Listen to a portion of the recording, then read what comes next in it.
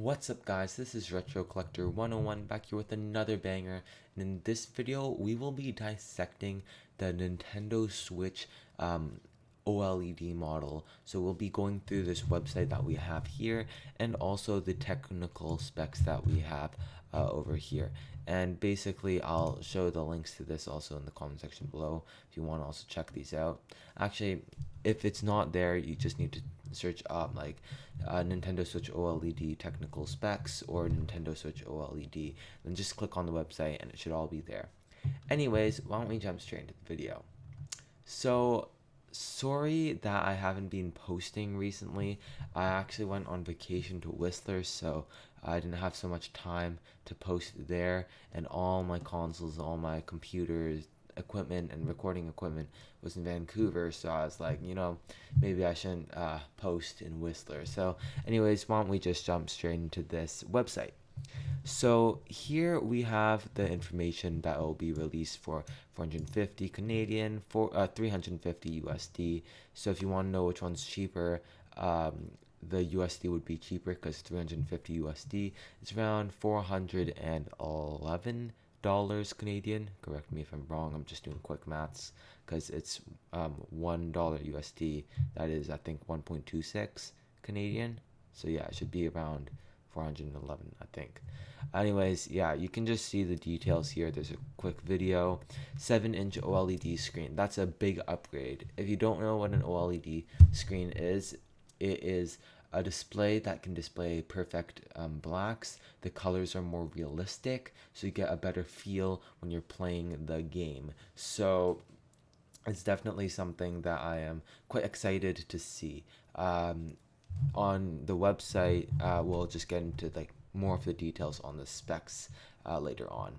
So you can also see, oh, and by the way, the previous models of the Switch have an LCD display, meaning it uses a very, very dark blue to display blacks, and colors that are more vibrant, like reds, are not as realistic or not as vibrant compared to this new Switch. So I can't wait to see the OLED display. So it'll also have a wide adjustable stand, which is a great upgrade considering the previous model had this type of stand right here, and this one was prone to breaking and was not that great, which is why you could buy replacements such as this, just because of how like broken it would get so easily, so that's something that's nice to see. Also, this new adjustable stand will be even more adjustable. This one only had one mode, so this will also be nice to see, and will be great on all types of surfaces, because with the other one, if it was like on a couch, it would fall easily because it only has that tiny thin, it's like this thin of a stand that you can just see right there, so it wouldn't be nice. So this is a good upgrade. It'll also have a built-in LAN port, which is great, so that should have better faster connection speeds online. Should be much more responsive for the TV. It'll just be a great addition to see. It'll also have 64 gigabytes of internal storage. If I'm not mistaken, the original model only had like 16 gigabytes, which was not enough. Like Breath of the Wild already took like half the storage, and it was just not that great. Pokemon would take like 8 gigs, probably, something like that. It was just ridiculous. You didn't get that much. There will also be enhanced audio. As you can see here, the speakers are clearly going to be pointing at you, which is great. It's like surround sound, I think. I'll also have 3 modes, which is nothing special. We already had this with the original Switch. This is nothing new, and that's pretty much it for the first part of the website. Now why don't we take a look into the specs. So as you can see here, it will be 4 inches in height, 9.5 inches long, 0.55 inches deep. So this should be quite big. Here's just a screen comparison with the previous Switch models. So as you can see, it's quite a bit bigger, which is nice to see. Now it'll also have multi-touch screen, Weight, nothing special, not too heavy, not too light, just normal, like little heft, because it's made of plastic. The screen will sadly only be 720, which was kind of expected. I honestly wished that it was a bit better. Like, I know Samsung phones have much better screens, but to be fair, they're over $1,000. So yeah, it's something that we were kind of expecting. Uh, but again, since it's a handheld, it will be a bit more compact. So it should look pretty crisp on the screen. Also, um, but the other thing is, since it's a bigger screen, how pixely will it look like? Because we know for the previous Switch, it didn't look that bad. But with this one being a bigger screen, with it also being like the same pixel density, actually less pixel density, I don't know how pixely it's going to look. Now CPU/GPU, it's gonna have the new NVIDIA custom Tegra processor. So if you know about the Switch Lite, it also has a Tegra processor, but that's where custom kicks in. So it's gonna be obviously a beefed up version of the processor. So that's gonna be nice to see. It's gonna have 64 gigabytes of internal storage. I already said that before, and it can go up to 2 terabytes. 2 terabytes of expandable storage, which is insane. I think the other one could only go up to like, 512? Not that much. Now, video output. So, this is where it gets a bit disappointing. It can go up to 1080p via HDMI, while the previous one could only go to 900p. So, this is a bit of an upgrade. But if you look at its competitors like the PS5 and the Xbox One, Xbox Series X, they can go up to 8K. That's like so much better. If you don't know, the naked eye can process up to 16K in pixel density, and then after that, it all looks the same for us. So yeah, 1080p is a bit of a letdown, honestly, but it's Nintendo again, so they're probably going to get away with it. And I'll tell you at the end if I would suggest this. So hang on tight. So it'll also have up to 720 via built-in tabletop mode or handheld mode, which is expected, like it's stated up above. It'll be compatible with PCM output, nothing special there. HDMI, which is good. Stereo, which is great. I don't think the Lite has stereo. I'm pretty sure the original one maybe has it. I'm not 100% sure, but stereo is always a nice sign to see. Power button, volume button, nothing special.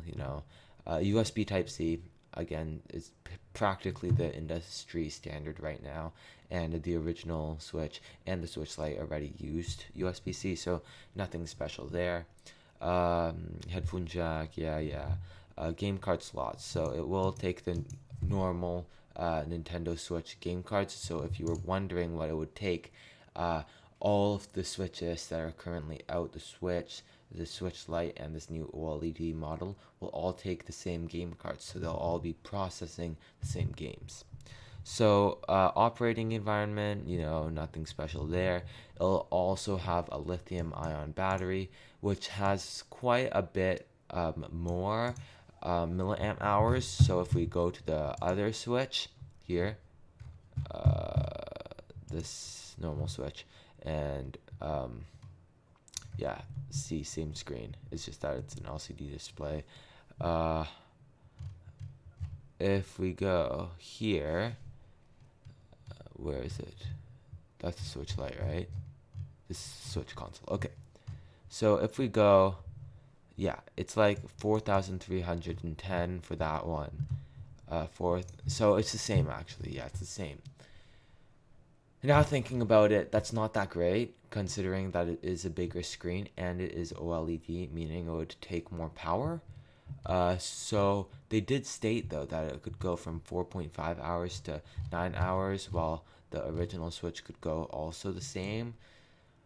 I honestly think that's kind of fake news. I think that it would probably stay for less time because the previous one only used an LCD screen that doesn't take much power. Uh, and also the new processing power would probably take a lot out of the new Switch. But at the same time, it is newer tech, so it might be a bit more energy efficient. So I'm curious what it would be in a side-by-side comparison for battery life. And then charging time would be 3 hours. So nothing special there. Again, 1080p. Like, actually, yeah, the original Switch could also do 1080p, and internal storage was 32 gigabytes, so double storage, which is always a great sign. Could they have done better? Yes, they could have, but was I expecting better? Kinda. I think that a lot of people were thinking that with this new Switch, everyone was nicknaming it the Switch Pro. Everyone was thinking it would process at least 4K, so 1080p is a bit of a letdown. So would I suggest this? Yes and no. Would I suggest you to buy it on day one? No, not at all. I would suggest you to wait maybe 5 to 6 months if you want the new model. Um, if you don't have a Switch already, if you wait like literally a month, the price of the old Switch will drop down crap ton, so you could probably save a lot of money. And it's not like the new Switch can play new games or something like that. It just has the new OLED screen, which is not that big of a deal, honestly. Same pixel density and all that crap. So honestly, if you don't have Switch and just want to get your feet wet, then just get the original Switch or even the Switch Lite. Like the OLED model is a bit of a letdown, if I were to be honest. It's been almost 5 years, and this is all they have to offer. So yeah, that's pretty much it. If you liked the video, please hit the thumbs up and hit the subscribe button. If you want to see more content like this, also hit the subscribe button. You can see my channel down below. I post a lot of videos on retro gaming, on gaming consoles reviews, and also on old tech like the iPod and stuff like that. So if you're curious on that, again in the comment section below. Anyways, guys, thank you for watching the video and have a nice day. Bye.